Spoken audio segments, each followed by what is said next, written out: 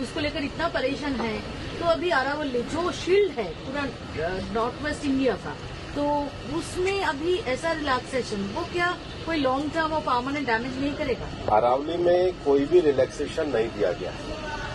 पहली बात, अरावली भारत के 4 राज्यों में है, दिल्ली, हरियाणा, राजस्थान, हरियाणा और गुजरात।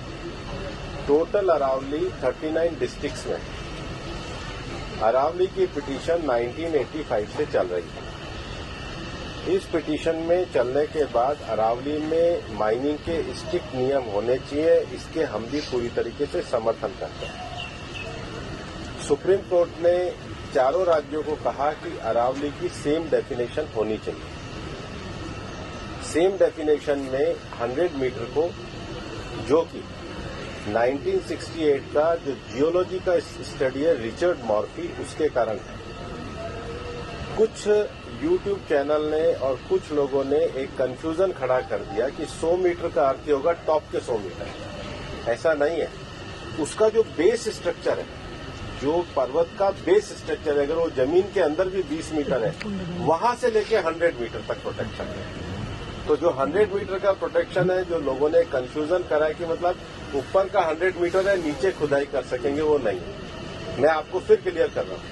100 मीटर का अर्थ है टॉप 100 मीटर से बॉटम के अंदर तक जो उसका पूरा फैलाव है। पहाड़ी तो ऐसे होती है, तो उसका बॉटम तो बड़ा होता है, जहां तक उसका बॉटम जाएगा वहां से लेके 100 मीटर तक प्रोटेक्शन है। और अगर एक पहाड़ी और दूसरी पहाड़ी के बीच में 500 मीटर का गैप है, तो वो जमीन भी अरावली रेंज मानी जाएगी। इस डेफिनेशन के आने के बाद 90% से ज्यादा एरिया प्रोटेक्टेड एरिया में आ गया।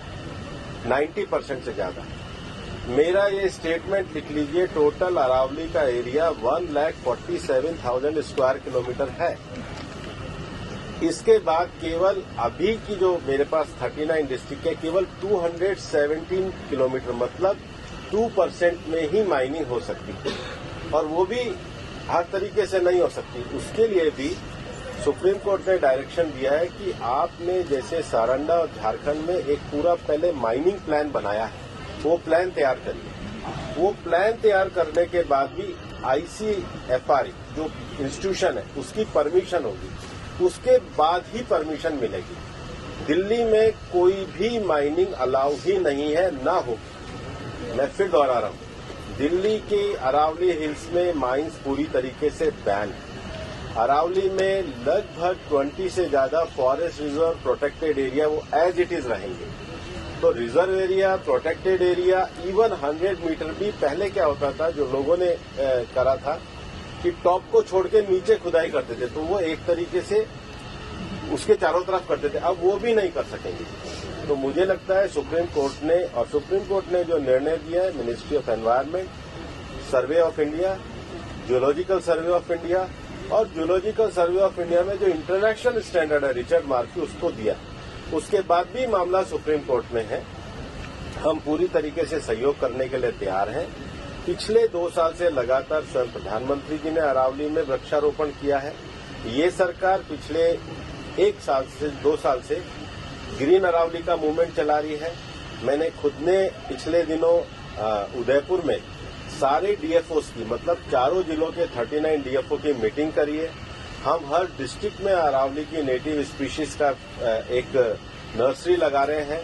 हम ग्रीन अरावली के लिए प्रतिबद्ध हैं। ये एक झूठ फैलाया जा रहा है। और सबसे बड़ी बात है कि ये जो रिपोर्ट है, ये 2006 से राजस्थान में ऑलरेडी लागू है। इसमें कुछ भी एडिशन नहीं किया गया, बल्कि अरावली के टॉप से लेके और जमीन तक, मतलब जमीन से पूरा ऊपर 100 जो स्ट्रक्चर है, वो सारा प्रोटेक्टेड की श्रेणी में आता है।